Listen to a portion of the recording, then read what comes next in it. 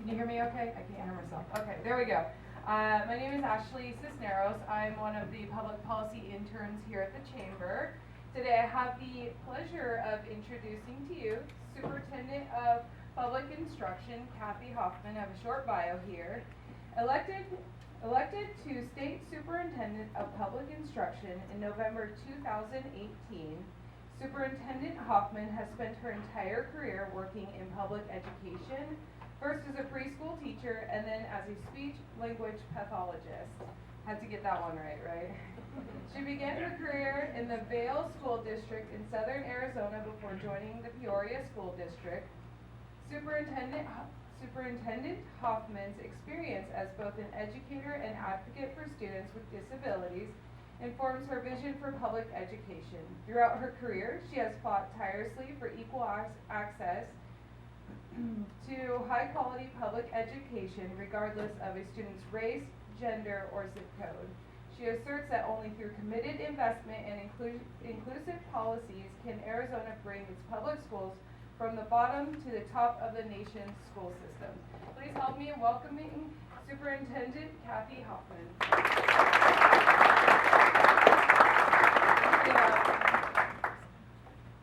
Good morning. How is everyone? Good. Good. Well, I am thrilled to be here this morning. This is working perfect. So first, thank you so much to the Chamber for inviting me to be here with you this morning. It's truly my privilege to be your Superintendent of Public Instruction and to give this presentation about some of the things we've been working on in the department. And I want to start by sharing that my campaign to become superintendent was almost a 2-year campaign. And during that time, along the campaign trail, many people said to me, "Why do you even want this job? Don't you know it's just an administrative job and the superintendent really can't do anything? It's just the legislature and the governor that has that power to change policy." Well, I'm very excited to share that that's not true. And that's been something that's been a pleasant surprise for me as I've taken office and got settled in the office is really finding the full potential of the position of Superintendent of Public Instruction and being that main advocate for our public schools, for all of our educators, and of course, all of our students. Get right into it here. So the first thing we're doing is in presentations like this, we are emphasizing to all of our partners out there that the Department of Education wants to be an agency of service again. So in recent years, it's been more compliance-driven, but we truly want to be partnering with our districts to be a support and to be providing professional development to make sure that our schools are successful. And I'm going to talk a little more detail here about some of the ways we've begun to build trust at the Capitol. And I want to start by saying when I took office in January, one thing I discovered fairly quickly was that in recent years, they had folded together our policy and communications department in the department. And so there were only 3 people working on both policy and communications. And that didn't really make sense to me. I thought we need to have a robust, strong communications department and a strong policy department. So I actually split those 2 apart and hired new leaders for both of those departments. And then within those departments, we hired several new staff members and team members to make both communications and policy strong, effective departments. And hopefully you've started to see some of the effects of that, and I'll highlight some of those achievements. So the first thing we've been doing on the communications side is, of course, transparency is very important to us. And so we created new social media pages, but also revamped some of the existing ones and revitalized some of those pages to make sure that we're very transparent about all the activities that we are doing as a department and that I'm doing as I continue to travel the state. And one of our communication priorities that I hope you'll notice if you follow us on social media is that we're prioritizing highlighting the achievements of our teachers and our students and our school programs. And the reason that's really important to me is that something I noticed while I was an educator was that oftentimes what I was hearing in the news and in the media was our schools are broken, our schools are in crisis. well, I thought to myself, why would anyone want to work in a school, or why would anyone want to invest in our public schools if all we're hearing is this negativity? So while it's important to keep talking about the many issues and obstacles that our schools still face, we need to have more balance, and because our teachers are working so hard. We have some of the most dedicated teachers in our classroom. We know that many of our students are coming from challenging home situations. Many of our students have experienced traumas. Many of our students are relying on our schools for food security. So we know our teachers are incredibly dedicated. And I wanted to make sure that that's part of my role as superintendent is highlighting and celebrating the achievements of our educators. So that's part of our communications team. Then on the policy side, we've been very active. Sometimes I'm down at the Capitol personally, meeting with legislators, meeting with other elected officials. But when I'm not there, every single day, someone from our policy team is down at the legislature, and the effects of that have already been clear. So I wanted to highlight some of our early wins on the policy side. First, we were thrilled to be one of the many supporters of reducing the restrictions of the 4-hour ELL block. I don't know if is everyone familiar with the significance of that? I know, so I've seen some heads nod. Anybody not really sure? Okay, I know. I'm used to talking to teachers.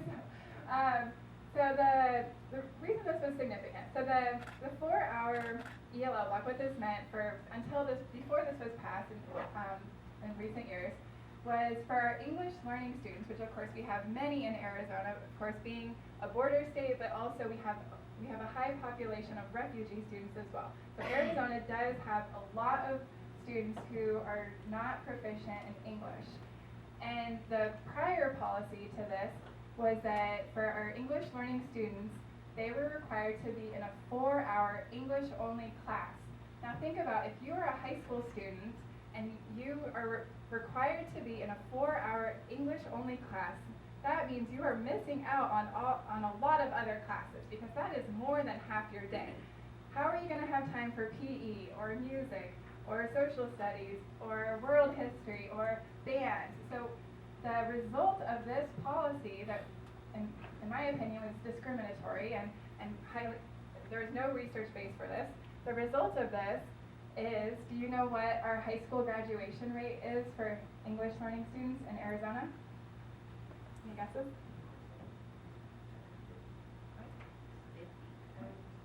18%. Only 18% of our English learning students are graduating high school in Arizona. It is the lowest in the country, and that's why this policy was incredibly significant, to reduce the restrictions of the 4-hour ELL block so that they will not be required to be in this 4-hour English-only block. They can be immersed with their English-speaking peers in other classes, but we're not going to just throw them to the wind and say good luck. So our department has been very active. We were optimistic this was going to pass. So our Office of English Language Acquisition has already been very hard at work. They've been developing English language learning standards that are going to be, we're actually going to be presented this coming Monday at the Board of Education meeting. And they are also working to train teachers, train administrators on what is best practice. Now that we're switching from this model, there will be a transition period as we move away from this model. So we're working very actively with our schools to make sure that people know what is best practice. The other policy I wanted to highlight that was a win for us was, you might have heard there was briefly a policy that was introduced, a bill that was introduced that wanted to take the ESA, the Empowerment Scholarship Account program, from the Department of Education and move it over to the Treasurer's Office. And that was defeated very quickly, and it was by no accident that it was defeated quickly. And the way we did that was that before that bill got any traction, I went straight to Governor Ducey, I went straight to Treasurer Kimberly Yee and said, I want to work with you and work with your office to build an ESA task force because we do need to improve the program management and oversight of the ESA program. And so I invited them. I said someone, either you yourself or someone from your staff is invited to be on our ESA task force. We also have members from the state chamber, ESA parents who are receiving the empowerment scholarship accounts, and other stakeholders. Save Our Schools is also at the table. And we've already had 2 meetings so far, and we've had great success with our ESA task force. And the reason this is really significant is that previously, in recent years, the legislature was the one telling the Department of Education how to run the program, but really it should be the other way around. Our Department of Education should be the one working with these key stakeholders and have, as a team, with those key people at the table, deciding what the policy should be. It should be the Department of Education that helps drive the policy rather than the other way around, because we are the true experts. We have the program specialists and experts in the field to work on driving policy. So that's really significant. I just put up here quickly some other highlights from the governor's budget that we're very supportive of. And I've been saying that the stars are aligning when it comes to students' social emotional well-being, because now you have our full commitment and support for anything we can do to support our students' mental health and social emotional well-being, as well as the governor's office is making that a priority, as well as we're partnering with other agencies, including Access and other organizations that are working in this field. So I'm really excited for what's to come in the coming years, and of course one of our priorities is having more school counselors in our schools. That's just one small example.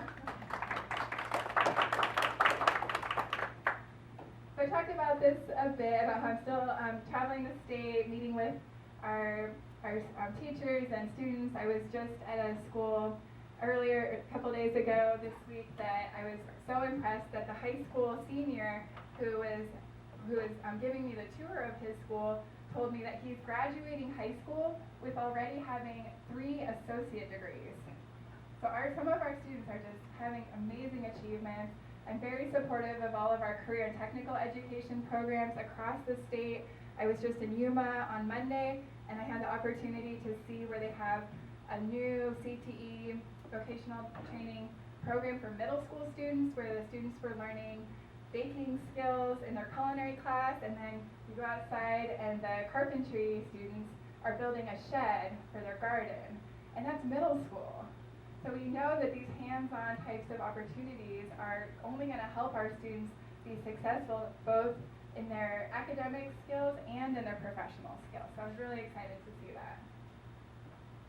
And of course, we know that our students rely on having high-quality teachers in the classroom in order to have success.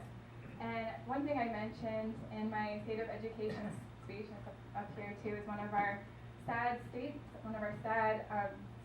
in our state is that Arizona only has 150 physics teachers. And the national average for students that take high school physics is 40%, and in Arizona it's 20%. So if only 20% of our high school students are taking physics, how are they going to go on to become physicians or engineers or mathematicians?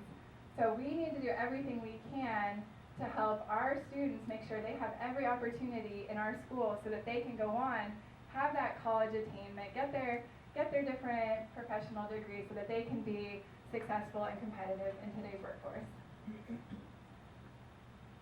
And just to highlight really quickly, this is just a job fair that I went to recently, and we are starting to see more enthusiasm and momentum around becoming a teacher. So we had this job fair that our department hosted, and we did see more applicants than in previous years, and they told me that the applicants also seem to be more qualified than in recent years. So we're starting to see a little glimmer of hope, and hope that trend continues. But of course, we need to continue to invest in our schools and make sure that every child, no matter where they are in the state, has access to a high quality education. And we put on here to highlight how the rising cost of healthcare is impacting our teachers, and this is an issue that hasn't had any attention before.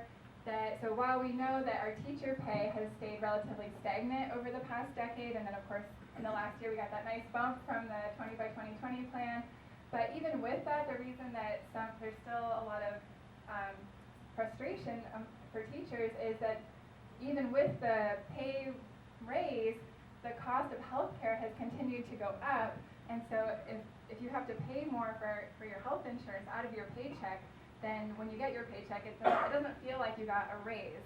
And this is especially apparent when I go out to our small districts, and like I said, I was in Yuma, and I met with a superintendent there her district is only 130 students, and for her it is incredibly challenging to provide her teachers with any health package, with any kind of health insurance plan. So this is just something that as a department we're starting to do more research in and starting to think about what are some potential solutions, but we still have a long way to go in this area. And so of course as you all know, I know when I last came to a Chandler Chamber of Commerce meeting, I heard from everyone there how education is a top priority. We all want to work together, and so I just want to sincerely thank you for that commitment to our public schools, and especially to all the educators in here and people who are committed to our public schools, because we know that there is a strong interdependency between our schools and our communities and the success of our community all together. And so I just ask for your continued investment in our schools so that because that is truly an investment in our future. And so here's my new social media pages and Twitter, if you haven't had a chance yet to start following me on those. And I'm at this time very happy to take any questions. Thank you.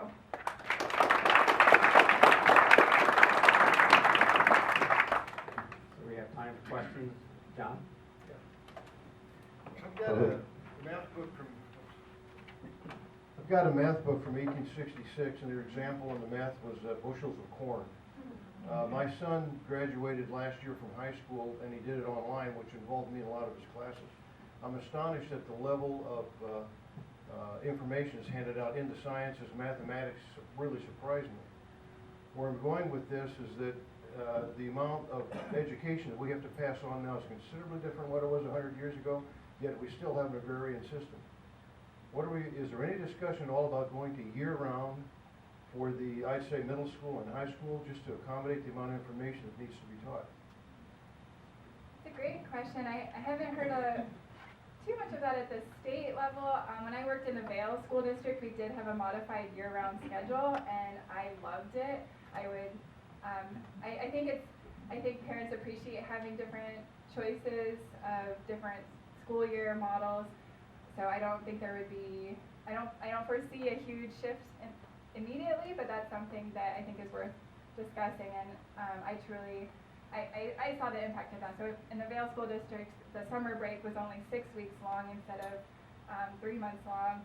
And so we did see that our students had better retention of their academic skills from the 1 year to the next, because the summer break was so much shorter, and then we had longer breaks throughout the year, which I thought was actually a great way to help teacher retention, because when you have longer breaks throughout the year, then you're preventing some of that burnout. So I personally liked it, but I don't, that's a conversation worth continuing. Hello, Councilmember Renee Lopez. Congratulations on your election, and it is great to see and refreshing always that somebody in leadership always puts the student first. So thank you for that. Kind of have two questions. One, to address one of the statements you made about a school district with a smaller one, 130. My understanding there's even a few school districts out there that are even a little smaller than that. So question number one is, are you doing anything to consider enrolling those in, because you get that efficiency of scale? Some of the larger school districts, you can pool deeper benches, more resources to be able to share amongst the schools. So is any consideration, are you doing any considerations for that? And the second one's kind of a little confusing. I used to be on the Workforce Coalition on the Chamber, and one thing that we have worked with the Chandler School District on and Kyron School Districts is to make sure that we're not just looking at the graduation rate for college, to going into college, because there's a big gap with trades. The plumbers and the HVACs and the welders of the world. We still need those, and there's a big, big gap. Do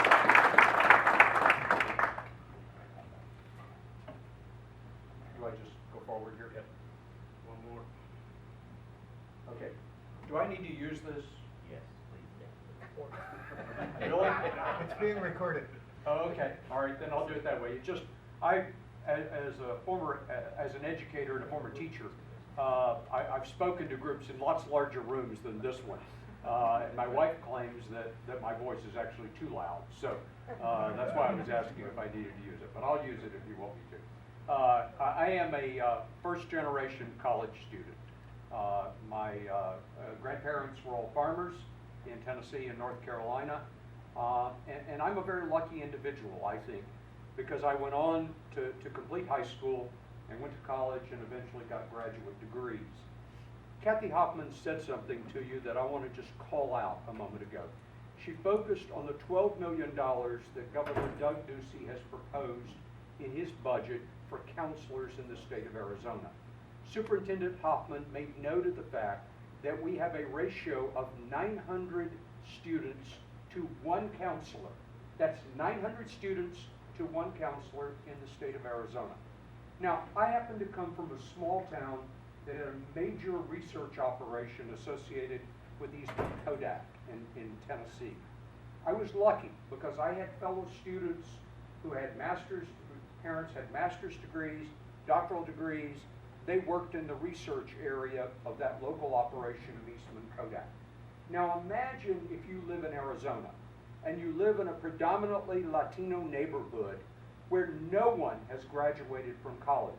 Most people, like my father, had only finished 8th grade in that Latino community, for example. Imagine if you were trying to figure out how to navigate your way through high school and ultimately get into college. Unlike me, you don't have people around you who had those kinds of degrees to guide you, to give you advice. So whereas my parents couldn't give me that advice, I had friends whose parents had plenty of advice on that front, and I knew them and their parents. In the state of Arizona, something that Superintendent Hoffman pointed out is absolutely critical for educational attainment, and that is that we raise the number of counselors in our high schools, in our other schools in the state of Arizona. So I called that to your attention because the topic that I'm talking about today is educational attainment. Now I'm going to pause here for a moment on a slide that, you know, you may say, oh my goodness, he is an educator. But I want to talk about economics for just a moment, but I'm going to talk about it in a very straightforward way. Paul Romer received the Nobel Prize just a few years ago. What Paul did as an economist was to really change how we think about economic growth. It's something that Chandler well understands, by the way, exactly what Paul was focusing on. Paul said that, yes, having financial capital is important to growing business in your community, but equally as well, the issue of educational attainment is critical. Why? Because we depend upon the knowledge and skills that human beings have, human capital, and we depend upon the new technologies that they create in order to carry us forward. So Paul's theory of economic growth was recognized by the Nobel Committee, and the importance of that is all about this issue of educational attainment. Educational attainment is what Paul was getting at. It's what ultimately matters for the state of Arizona in achieving the dreams that we have for our state and for our local community. This is an interesting slide to me in terms of what it tells about what happens as you move through the educational system and gain not only a high school degree, but some college and ultimately some graduate degree. You can see right there that there is a huge difference between having a bachelor's degree and having a high school degree in terms of the average salary that you're going to achieve. Now, I am not in any way suggesting that we shouldn't focus on certificates or training that leads to certificates. My son-in-law is an electrician. He doesn't have a college degree. I wish he did, but he doesn't. But nonetheless, what we see is a very big difference here. Over the course of a career, a college degree holder will earn $1 million more than a high school degree holder will earn over the course of the career. Does college matter, and does high school preparation matter for electricians? My wife, where's Bill Crawford? Bill's sitting back there. My wife Yolanda worked with Bill at Chandler Gilbert Community College. Chandler Gilbert and Mesa. And Mesa. In career and technical education. Yeah, she was one of the founding teachers of Chandler Gilbert Community College. She went on to work at Mesa, had 11 departments that reported to her. And one of the things that she found over and over was that the students in areas like metalworking lacked the mathematical skills to be able to get through those degree programs at Mesa Community College. When I talk to my son-in-law, David, what he tells me about other young people who try to be electricians is he said they just don't have the basic mathematics. So the focus on educational attainment is absolutely critical for the longer run. If one looks at the Great Recession, and I don't like looking at the Great Recession, but if one looks at the Great Recession back here, at this particular point in 2008 and 2009, what you see for people who held only a high school degree was we saw a substantial decline in the number of jobs that were available to those individuals. We saw for people who held some college, basically steadiness for a while, and then a decline, and now a rise back here in the late 2012, 2013, 2014. But what we saw for holders of a bachelor's degree was that those individuals continued to maintain their jobs, and the growth rate was substantial. Look at the difference in the curve, 8.6 million more jobs for college degree holders since 2008. Look down here where we still are for people who have only a high school degree. A loss of $5.5 million jobs, 5.5 million jobs. So the importance to Arizona, as Paul Romer said, and as we see from these data, is the need for a college education. We've set a goal in the state of Arizona, a goal adopted by Governor Ducey, of 60% attainment. Now, 60% attainment refers not just to a bachelor's degree, but to holding a specialized certificate, like my son-in-law, or holding an associate's degree from the community college. To get to 60% attainment, we face a rather enormous challenge.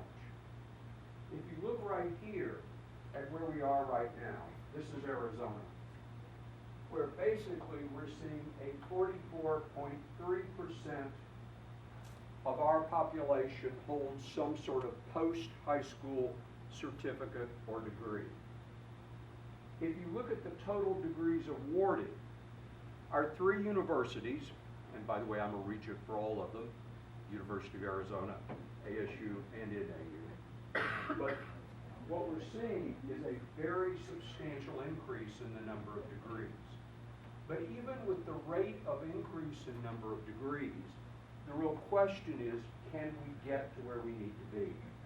If one looks at this current attainment rate of 44.7%, and you look at the fact that we had in 2017 3.5 million citizens between the ages of 25 and 64 with some sort of post-high school certificate or degree. Let's look out to 2030. If we were to achieve 60% at that point, then it's going to take almost 2.5 million people with a certificate or an associate degree. It's a very steep climb to get from where we are to where we need to be right now, especially given the fact, when you looked at that slide a moment ago, that compared with Colorado, with almost 57% of its citizens with some sort of post-high school certification or degree, down to where we are at this point, less than 45% in the state of Arizona. So the climb is substantial, which is the reason why the Arizona Board of Regents is focusing so tightly on educational attainment. You heard something else in Superintendent Hoffman that I want to draw attention to. She talked about attending the board of the charter schools. She talked about going to Governor Doug Ducey on the ESA issue. She also has attended the Arizona Board of Regents meetings. Superintendent Hoffman has represented something that we need in an elected official, that is collaboration. And you see that in what she had to say. That's why the Arizona Board of Regents as well is so happy to see her at our meetings. And why as well, we understand that if we're to achieve what we want, with more citizens in our state getting a college degree, we have to work closely with her and closely with our K through 12 schools in order to get there. One of the challenges that we confront is the funding of our schools. In 1998, right here, 88.4% of the cost of an Arizona citizen, those who come from Arizona and attend college, was paid for by the state of Arizona. Not quite 100%, but 88%, pretty high. Today, 2019, less than 34% of the cost that the university spends on educating a college student is paid for by the state of Arizona. Do you wonder why Michael Crow is so entrepreneurial? Do you wonder why Michael Crow is always looking for new ways to generate more revenue for Arizona State University? It's because he has to complete the cost. 74 or 73% of the cost of an Arizona student is paid for through other means. Through students who come from out of state, through students who come from outside the United States, through research that is generated by the institution, and through other entrepreneurial measures. Now, we're not complaining. We understand the state doesn't have a lot of money, but we all believe that he and his colleagues at Northern Arizona University and the University of Arizona better be entrepreneurial in order to make this work. That is the only way it can happen. If you look here at college enrollment, and Councilman Wong raised an important issue about whether we really could escape from an historic focus on elitism to a public education system that actually matters for all. Let me use Arizona State University as an example. Today, enrolled at ASU, the percentage of Asians, Latinos, African Americans, all represent the same percentage, essentially, of the population of the state of Arizona. Now, how in the world could we possibly get here when we know that African American, Hispanic, and Native American students obtain college degrees at a much lower rate? And even in our state, white, non-Hispanic citizens obtain college degrees at a lower rate than the national average. If you look at the aid that we provide, and again, I'm calling your attention only to this column right here. In Arizona, state aid, financial aid, is $23 million. In California, is $1.6 billion. Admittedly, they have a larger population. In Texas, $536 million. Georgia, which is closer to Arizona, $551 million. What we've done at the Arizona Board of Regents is to substantially increase the aid that we provide to Arizona students and others through the revenue that we derive. In other words, over $700 million is now devoted to financial aid. That's how we get to what I described at Arizona State University in terms of enrollment. Now, that aid is provided to people who not just have incomes of $20,000 or $30,000, but people who have incomes of $100,000 as well. So the aid goes to a whole set of individuals in order to get the result that Arizona State University has. Today is tuition setting announcement day. It's the beginning of a process that will cover the next few weeks. At noon today, the presidents will release their proposals for tuition. Over the last decade, despite what I showed you in the decline in state support, tuition has gone up on average 3% per year over that time. Now I'll grant you, in the best of all possible worlds, it would have remained exactly the same. When Governor Ducey first appointed me and I went to my local Wells Fargo bank and asked for the notary to sign the statement that said that, all my statements were true in the report that I was providing to the governor and the legislature, the woman who was notarizing that form said to me, "Oh, you're going to be a regent? My son and his friend are right over here. Let me have them meet you." So she brought over the two young people. And she said, "Can you keep tuition low, by the way?" and of course, that's a goal that all of us have.